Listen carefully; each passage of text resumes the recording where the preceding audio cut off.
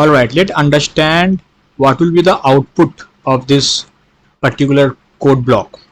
Okay, so what we are doing, we are calling this new boolean, and we are creating this my value variable where we are storing this false object, and we are passing through this if statement, and we are trying to print. So we are storing false, so technically this should print it is false. Okay, this is true. So there is some trick, or there is some concept behind this, right? So see, this is because this new boolean false creates an object, not a primitive false value. And in JavaScript, all objects are considered truthy, and this includes empty arrays, empty objects, and even objects created from this new boolean with false value.